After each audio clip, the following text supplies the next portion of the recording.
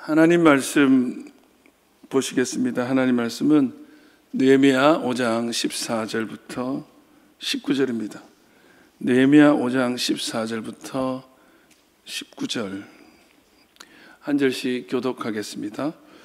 또한 유다 땅 총독으로 세움을 받은 때 곧 아닥사스다 왕 제20년부터 제32년까지 12년 동안은 나와 내 형제들이 총독의 녹을 먹지 아니하였느니라.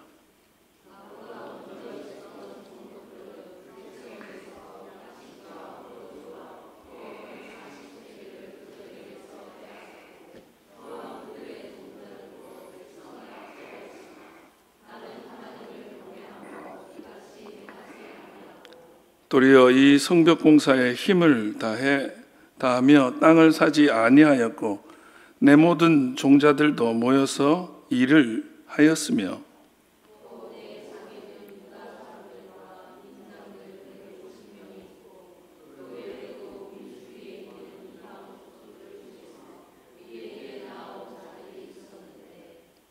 매일 나를 위하여 소 한 마리와 살찐 양 6마리를 준비하며 닭도 많이 준비하고 열흘에 한 번씩은 각종 포도주를 갖추었나니 비록 이같이 하였을지라도 내가 총독의 녹을 요구하지 아니하였으면 이 백성의 부역이 중함이었더라.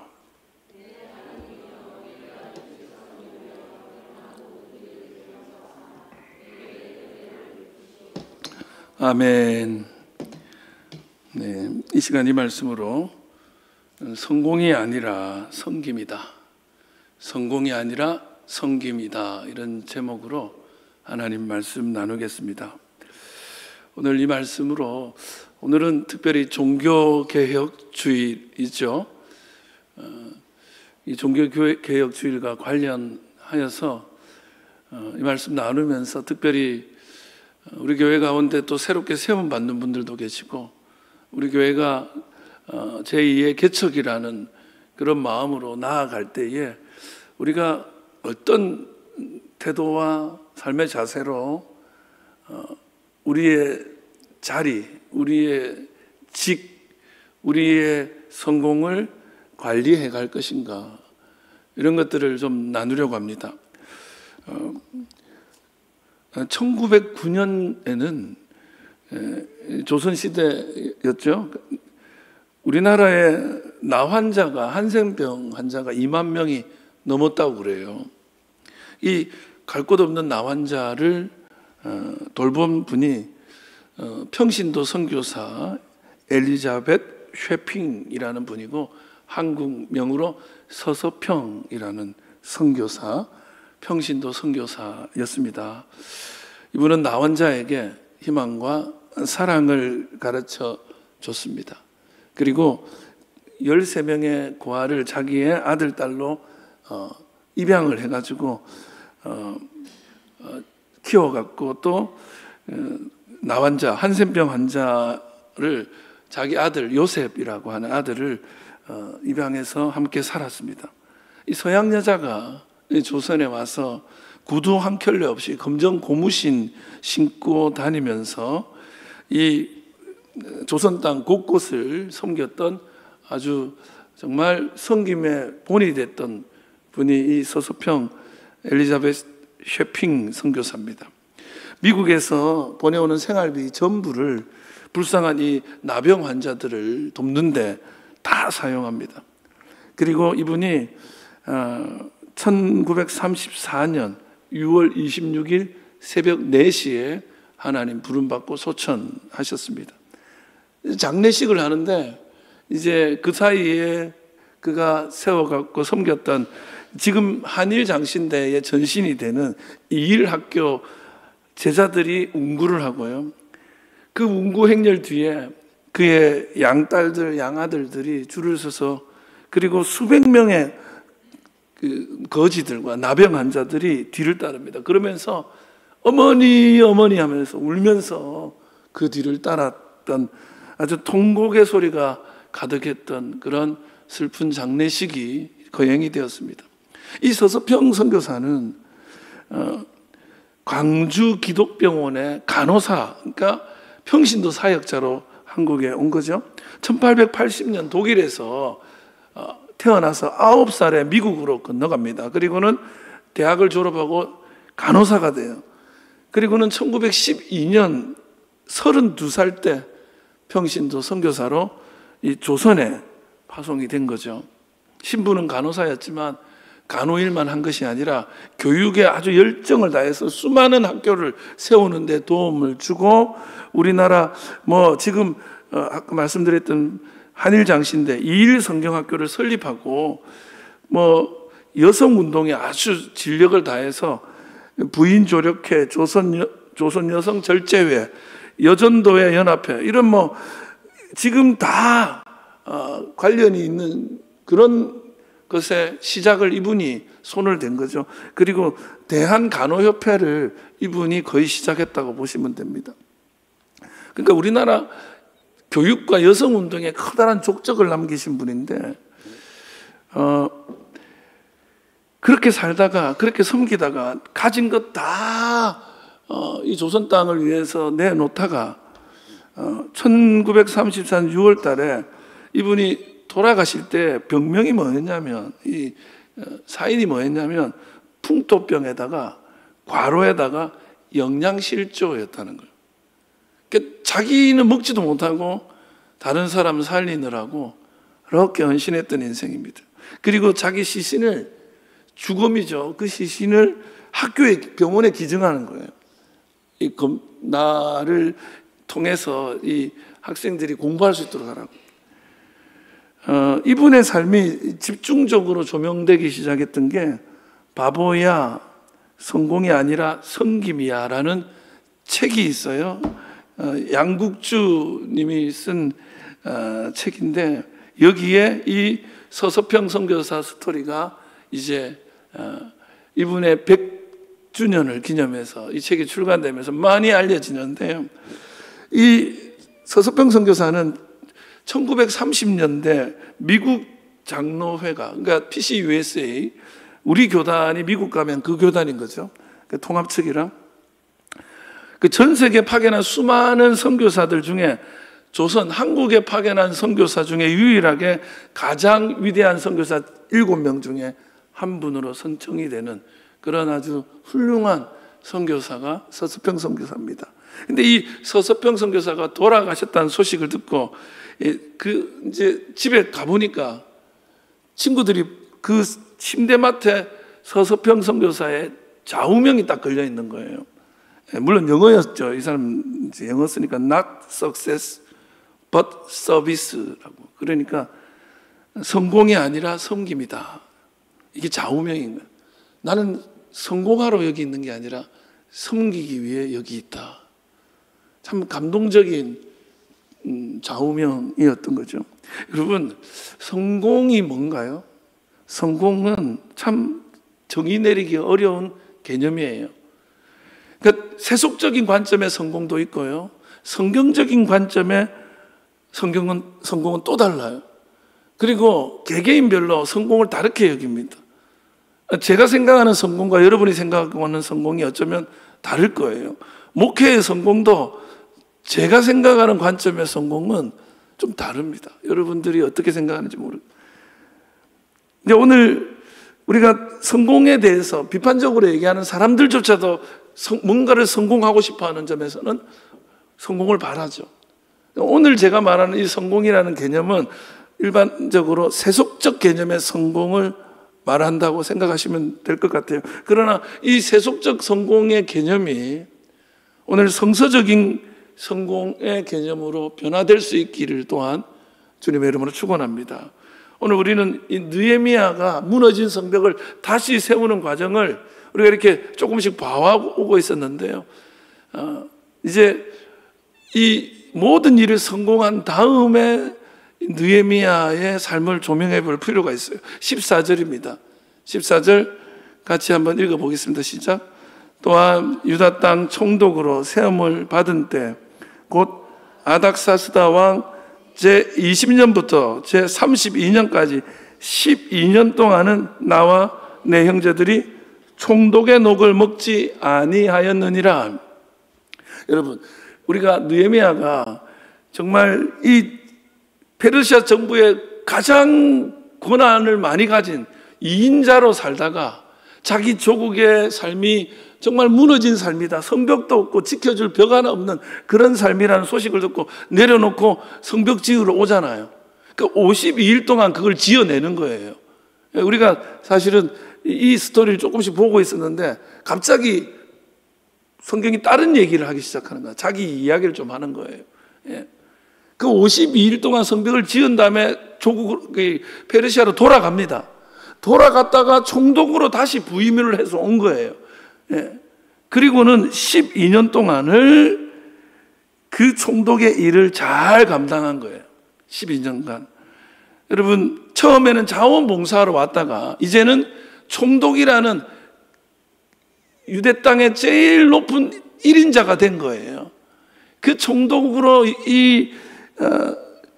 정말 왕의 신임도 받고 그가 일 처리하는 게 너무너무 사람들에게도 존중을 받아가지고서는 이게 이제 총독이 되었어요. 근데 한번 반짝하고 성공하고 만 게 아니라 그가 총독의 자리에 있는 12년 동안 사람들에게 존경과 사랑을 받고 그 모든 일을 성공적으로 감당했던 거죠. 그래서 저는 그렇습니다. 우리가 한 번 반짝 성공하거나 한 번 좀 어떤 자리를 차지하는 것, 그거는 누구나 한 번쯤은 이룰 수 있을지 모르겠지만 그게 길게 처음부터 끝까지 그 레이스를 마칠 수 있다는 것은 보통 일이 아닌 거죠. 서서평 선교사가 그 어떤 신앙의 열정으로는 잠깐 섬기는 모습이었을 수는 있으나 죽을 때까지 그렇게 산다는 것은 쉬운 일이 아니죠. 그 느헤미야를 통해서 우리가 성공을 했다면, 아니 성공은 어떻게 이루든지 간에 그 성공에 대한 관점이 올바라져서 성공을 하고 또한 성공한 자리에서 그 관점대로 제대로 살아갈 때 세상과 우리가 타락하지 않을 수 있다고 저는 믿어요. 우리 교회가 정말 성공적인 목회가 있고 성공적인 하나님의 영광이 나타나는 교회가 되기를 간절히 바랍니다. 뿐만 아니라 여러분, 한국 교회는 이 땅에서 성공하는 종교였어요. 그러나 그 성공하는 종교인 한국 교회가 이 땅에 정말 영향력 있는 그런 복음의 전진 기지로 서 있으려면 생각을 좀 바꿔야 될 것 같아요. 종교 개혁이 또 일어나야 될 것 같아요. 오늘 또 여기 우리 장로로 피택되신 분들이 이제 얼마 안 있으면 장로 안수도 받고 하는데 교회에서 장로 정도 되면 성공한 거 아니야?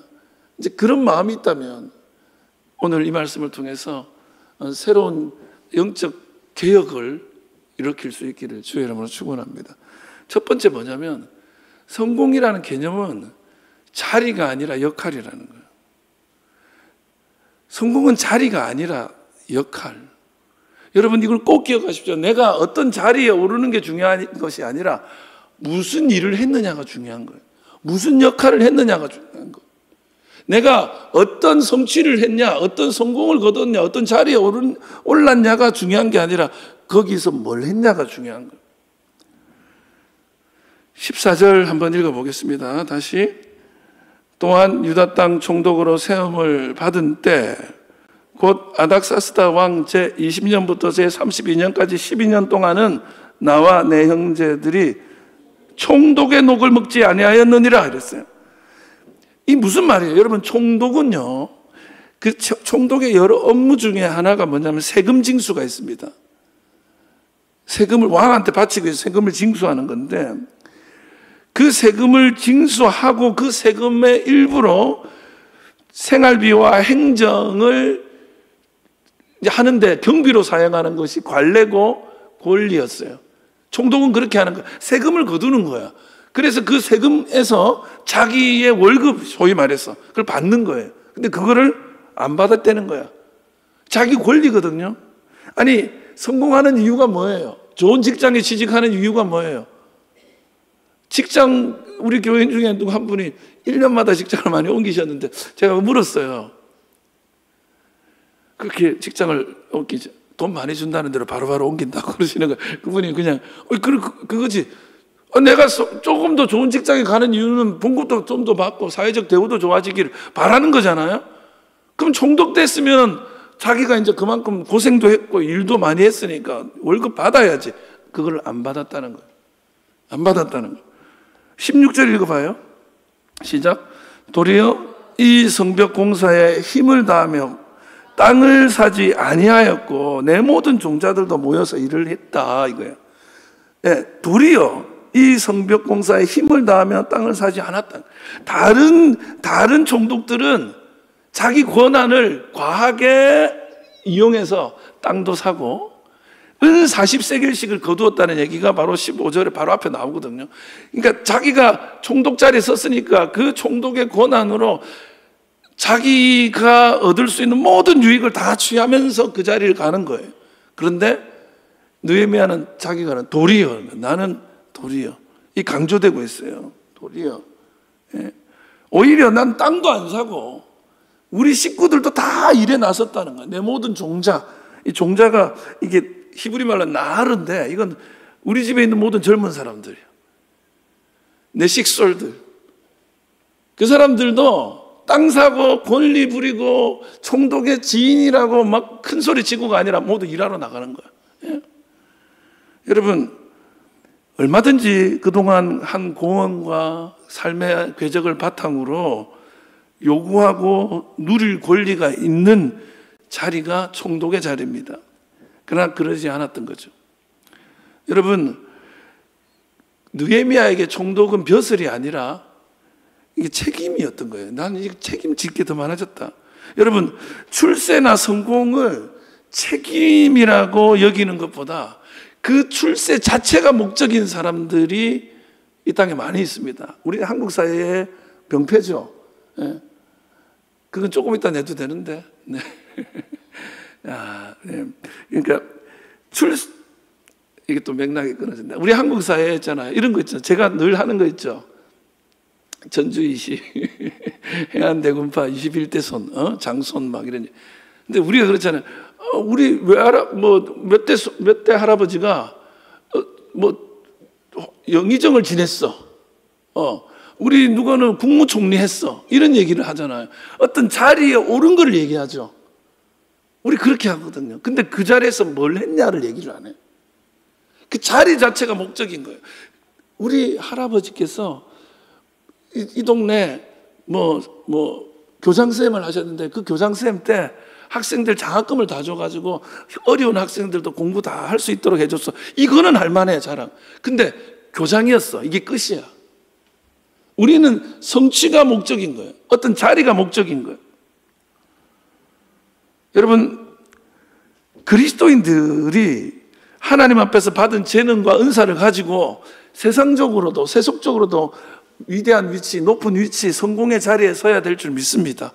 우리 교회 좀 성공하는 사람들이 많았으면 좋겠어요. 제발 좀 실패하지 마. 맨날 실패하고 돌아와가지고 또 실패했노라고. 근데 말이죠, 문제는 뭐냐, 그 성공의 자리에서 소금이 되시고 빛이 되시기를 주의 이름으로 축복합니다.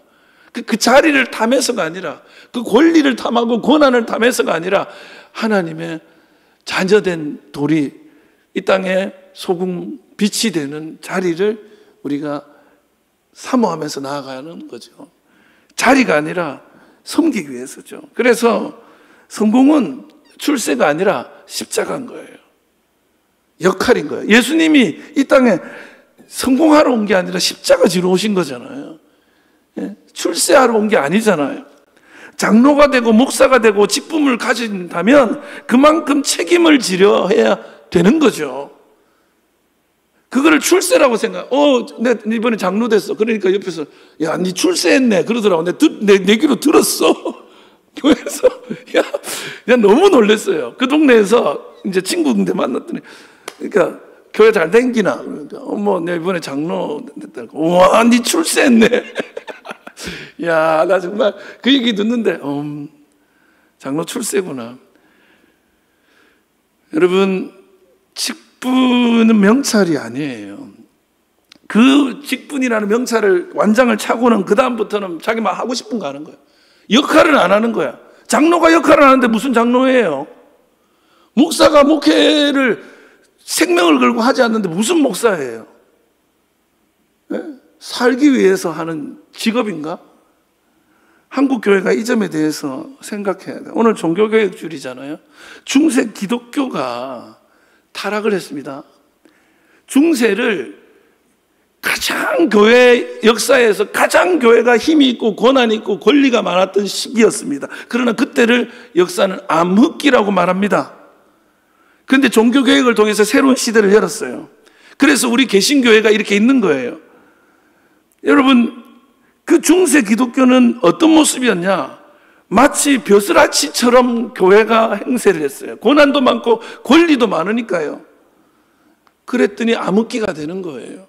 종교개혁이 일어나는 거예요. 여러분, 교회가 권리를 주장하고 자리를 탐하고 힘을 자랑하면 결국 큰 실망을 주고 종교개혁의 원인을 제공하는 거예요. 여러분, 한국 기독교는 최근에 몇 년을 제외하고 큰 성공을 거두고 있다고 해도 과언이 아닙니다. 그런데 그 점차적으로 역할을 감당하기보다는 소금이 되고 빛이 되기보다는 땅을 사고 재산을 증식하고 덩치를 키우고 권한을 행세하고 힘을 과시하는 쪽으로 교회가 나가니까 지탄을 받고 손가락질 받고 이젠 교회로부터 탈출하는 게 지능이라고 지능순으로 교회에서 탈출한다는 거예요. 여러분, 다른 어떤 공동체는 몰라도 교회만큼은 자기의 권한과 권세가 있다면 그거를 내려놓는 일을 감당하는 게 교회입니다. 여러분, 우리도 꼭 기억하셔야 돼요. 내가 뭔데, 내가 장로인데 권사인데 목사인데 이렇게 권한을 가지고 그 권세를 부리려고 교회에서 고개를 뻣뻣이 들고 있다면 회개하셔야 되는 거예요. 예수님과 반대편으로 자꾸 걸어가는 거예요. 예수님은 모든 권세와 권한을 내려놓고 이 땅에 오셔서 십자가를 지는 역할을 감당하신 거예요. 여러분과 제가 십자가를 꿈꾸는 교회가 되기를 주의 이름으로 축원합니다. 우리 성도들이 그래야 되는 거예요. 두 번째는 성공은 더 많은 섬김을 향한 부르심이에요. 내가 성공하잖아요. 그러면 더 많이 한번 섬겨보라는 거야. 그 자리보다 더 섬겨보라는 거야. 그게 성공의 이해여야 하는 것입니다. 느헤미야의 의식 세계를 지배하고 있는 하나가 있어요. 한번 15절 한번 읽어봐요. 시작. 나보자 먼저 있었던 총독들은 백성에게서 양식과 포도주와 또 은 40세계를 그들에게 빼앗았고 또한 그들의 종자들도 백성을 압제하였으나 나는 하나님을 경외함으로 이같이 행하지 아니하고.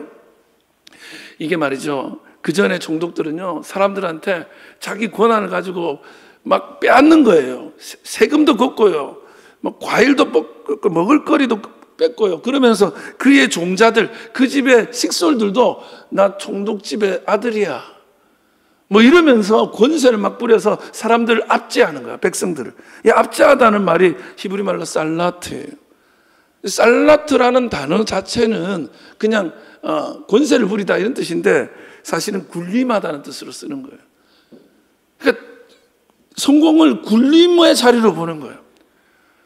사람들이 주는 자리인 거예요. 예, 군림하는 자리. 제가 목사들이 엘리베이터를 탔거든요. 목사 16명인가 탔어요. 이 지역 교회 목사님 연합회에서 목사님들 탔는데 그때 짜장면집, 좀 좋은 짜장면집에 가는데 꼭대기층에 있어요. 딱 탔는데 엘리베이터가 안 움직이는 거야. 세상에 아무도 그걸 안 누른 거야. 목사들은 타면 누구 한 명이 눌러주니까 성도들이 다 눌러주잖아. 그러니까 누군가 눌러주겠지 이러고 있는 거야. 야, 이게 버릇인 거예요. 저도 마찬가지예요. 저도 제가 회개할게요. 네, 앞으로 집에서도 안 그러고요. 그 설거지는 내가 못하겠다. 네, 할 줄 몰라가지고 우리 집에서는요, 전주이시 해안대군파 21대 손지라 부엌 근처에 가는 거를 우리 집안은 용납을 못해가지고 가지를 못해서 그 부엌은 나한테는요 외계 저 다리야. 그래서 행동이 좀 부자연스러워. 다른 일에 내 좀 할게요. 조금. 그러니까 근데 이런 거죠. 그러니까 군림하는 거야. 내가 이 자리에 있으니 니는 내 부하잖아. 이거예요. 18절 한번 읽어봐요. 매일 나를 위하여 소 한 마리와 살찐 양 6마리를 준비하며 닭도 많이 준비하고 열흘에 한 번씩은 각종 포도주를 갖추었나니 비록 이같이 하였을지라도 내가 총독의 녹을 요구하지 아니했으면 이 백성의 부역이 중함이었더라. 15절에도 백성의 압제당하는 모습을 보고, 지금 여기도 내가 그렇게 안 한 이유가 백성의 부역이 중화지는 걸 내가 못 보겠다는 거야. 내가 세금을 거두면 그동안에 벽 짓는다고, 건물 짓는다고 그렇게 힘들었는데 또 세금 내라고 하면 힘들어서 어떻게 사냐. 그래서 내가 그거 못 하겠더라. 19절 보십시오. 기도인데요. 내 하나님이여, 내가 이 백성을 위하여 행한 모든 일을 기억하사 내게 은혜를 베푸소서. 그러니까 계속 백성 얘기를 하는 거예요. 내 자리에, 내 권세에, 내 권한에 얘기를 하지 않아요. 백성이 고통당하고, 백성이 힘들어하고, 백성을 위하여. 그러니까 그동안에 말씀드린 대로 느헤미야는 조국의 성벽이 무너졌다는 소리를 듣고 자기는 세계 최강대국의 2인자니 능력치가 이만큼 뛰어나니까 자원봉사하는 개념으로 52일 동안 그거를 지었어요. 그거 짓는 게 자기 일이었던 거예요. 그 섬김이 자기의 첫 번째 목표였어요. 그걸 다 했어. 근데 돌아갔더니 총독을 하러 가래. 그랬더니 야, 이제 내가 좀 그동안 고생한 거 거둬드릴 때다. 이게 아니라 더 큰 섬김의 시간으로 삼은 거야. 이젠 백성을 위하라는 거구나. 그동안에는 그 지역의 안위를 위한 벽을 짓는 게 내 섬김의 자리였다면 이제는 이 나라의 백성을 섬기라는 거구나 하고 그 자리 간 거예요. 그래서 총독의 자리는 더 많은 섬김의 부르심이었던 거예요. 백성을 위하여. 그래서 15절 한번 읽어볼까요? 자, 다시. 나보다 먼저 있었던 총독들은 백성에게서 양식과 포도주와 또 은 40세겔을 그들에게서 빼앗았고, 또한 그들의 종자들도 백성을 압제하였으나 나는 뭐죠? 하나님을 경외함으로 이같이 행하지 않았다. 하나님을 섬김으로. 이 경외라는 단어 속에 하나님을 무겁게 여김으로. 제가 말씀드렸죠. 구약의 세계관에서 무거운 게 무조건 좋은 거라고. 가벼운 거는 안 좋은. 그래서 내가 무겁게 여깁니다. 이렇게. 그래서 몸무게를 찌우는 게 구약적으로 좋은 거예요. 살 빼지 마세요. 네. 그래. 제가 그 극동방송에서 방송하는데 한번 이 여름철을 타고 올 때 살 빼려고 수영복 입으려고 몸매 관리하는 분들이 5월달부터 있잖아. 그래서 제가 이 방송을 했더니 난리가 났어요. 목사님 살 빼려고 지금 하고 있는데, 실제로 고대 사회의 미인상은 살쪄도 돼요. 너무 그러지 마세요. 저 요즘에 미인되고 있어요. 어쨌든 이게 아주 중하게 여기는데 그 중함은 뭐냐면 부르심이에요. 그러니까 이게 왜 섬기냐? 그러니까 백성을 왜 섬기냐? 하나님이 그걸 위해서 나를 중하게, 그러니까 나를 불렀다는 거예요. 그 명령을 중하게 여기기 때문에 나는 백성을 위한다는 거예요. 섬긴다는 거예요. 예수님이 이 땅에 오신 이유가 뭐예요? 마가복음 10장 45절 시작. 인자가 온 것은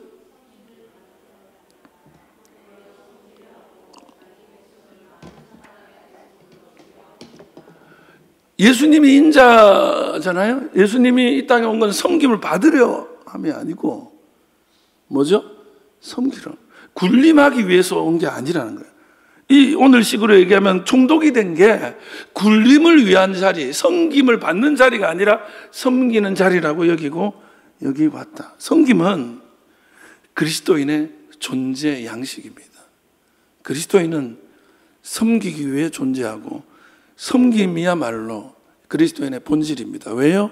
예수님의 삶이 섬김이기 때문에.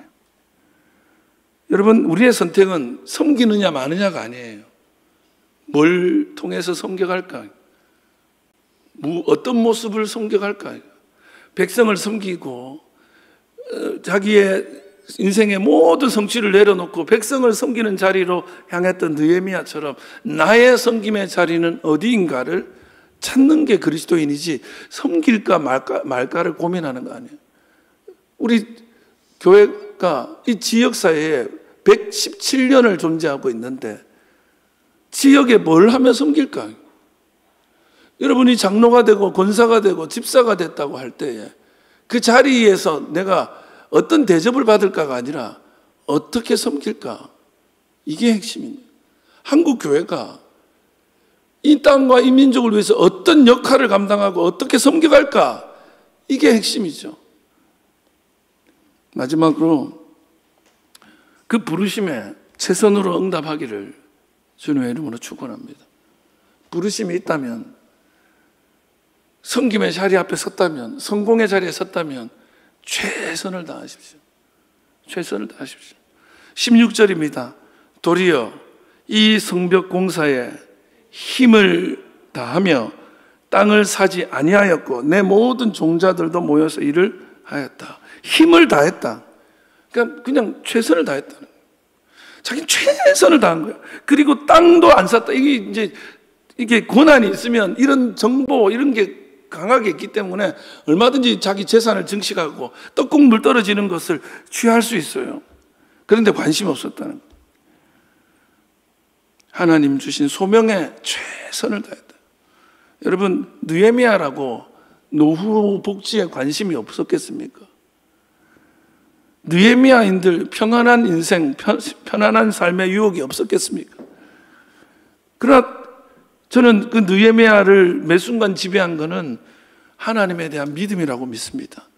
내가 하나님 주신 소명에 최선을 다하면 하나님이 나를 지키실 거야. 저는 이 믿음이 오늘 여러분과 저에게 임하기를 축복합니다. 내가 섬기고 최선을 다하고 배고라 가면서 서서평 선교사가 죽어가지만 그러나 하나님이 그를 지키셔서 오늘 우리가 기억하게 되는 것입니다. 19절 보십시오. 내 하나님이여, 내가 이 백성을 위하여 행한 모든 일을 생각하시고 내게 은혜를 베푸시옵소서. 내가 백성을 섬기는 일에 최선을 다했으니 나머지 내 인생은 하나님이 은혜로 책임져 주시옵소서. 그러니까 하나님을 믿고 나는 내게 주어진 이 사명에 최선을 다하는 삶, 이것이 여러분, 저와 여러분의 성공에 대한 태도여야 하는 것이죠. 사도 바울이 제가 우리 교회 와서 늘 강조했던 거, 디모데후서 4장 7절 8절이죠. 내가 선한 싸움을 싸우고 나의 달려갈 길을 마치고 믿음을 지켰으니 이제후로는 나를 위하여 의의 면류관이 예비되었으므로 주 곧 의로우신 재판장이 그날에 내게만이 아니라 주의 나타나심을 사모하는 모든 자에게도니라. 내가 선한 싸움을 싸우고 나의 달려갈 길을 마쳤다. 여러분, 저는 정말 죽는 날까지 이렇게 달려가고 싶습니다.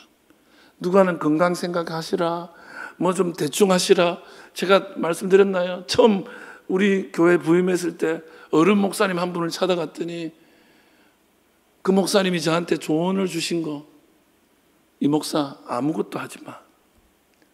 아무 일도 하려고 하지 마. 하려고 하면 힘들어. 그게 그 어른의 조언이었어요. 제가 그 자리에서는 아무 말도 안 했지만 제가 그 말을 듣고는 아니야, 난 반대로 해야 되겠다. 하나님이 사명을 주시고 소명을 주시고 이끌어 가시면 그게 어떤 길이든지 나랑 내 뜻과 맞든 맞지 않든 그러다가 죽더라도 최선을 다하겠다. 그래서 나는 그냥 안 쓰임 받아가지고 먼지가 자욱한 채로 그냥 이 골동품이 되는 인생이 아니라 다 달아가지고 이제는 더 이상 쓸모 없어질 때까지 쓰임 받고 싶다. 그러다가 죽고 싶다. 그랬더니 어느 권사님이 또 찾아와서 목사님 죽는다는 얘기 제발 하지 마세요. 그 전에 목사님이 주일날 돌아가셨거든. 주일날. 갑자기. 그래서 제가 그 죽는다는 얘기 안 하고 그렇게 살다가 가겠습니다. 이렇게 바뀐 거예요. 그러고 싶어. 그러고 싶어. 여러분, 하나님이 책임져 주실 줄 믿고 나는 내 섬김의 자리를 찾고 그 자리에서 최선을 다하시기를 주 이름으로 축원합니다. 말씀 마치려고 합니다. 종교개혁주일이잖아요. 우리는 이 개신교회, 개신교, 프로테스탄트 종교개혁에 입각한 개혁주의자들인 거예요. 그 개혁교회가 왜 이 땅에 태어났는가, 우리가 왜 존재하는가, 그걸 오늘 종교개혁주일 기억해야 돼요. 그리스도의 몸된 교회, 그리스도의 몸이죠, 교회는. 그래서 그 교회는 그리스도의 몸이기 때문에 그리스도를 드러내야 합니다. 교회는 그리스도여야 해요. 그래서 교회 믿는다는 말도 맞아야 돼요. 왜? 교회는 그리스도의 몸이니까 예수 믿는 거예요. 그런데 세상의 권세자들을 카피하고 세상의 성공을 흉내내고 세상의 성공 처세술이 교회로 들어와서는 결국에는 종교개혁의 대상이 되는 거죠. 교회는 성공이 아니라 십자가를 품고 살아야 됩니다. 교회가 어디 건물인가요? 아니죠. 교회라 하면 여러분과 저를 말하는 거예요. 우리가 교회입니다. 우리가 십자가를 품어야 돼요. 우리가 성공을 품고 세속의 성공만을 바라고 있다면 종교개혁의 대상이 되는 거예요. 내가 말이죠. 성공은 권세가 아니라 자리입니다. 역할입니다. 섬김으로의 초대입니다. 교회는 그 자리로 나가야 돼요. 이 땅을 품고 이 땅에 소외되고 아무도 들어주지 않는 외침이 가득한 이들을 품어야 하는 게 교회예요. 예수님이 그랬듯이 말이죠. 아무도 들어주지 않는 그런 나병 환자들의 이야기를 들어주고 그런 병자들을 찾아가는 예수님처럼 말이죠. 전쟁으로 기근으로 고통당하고 있는 이들을 찾아가는 게 교회여야 돼요.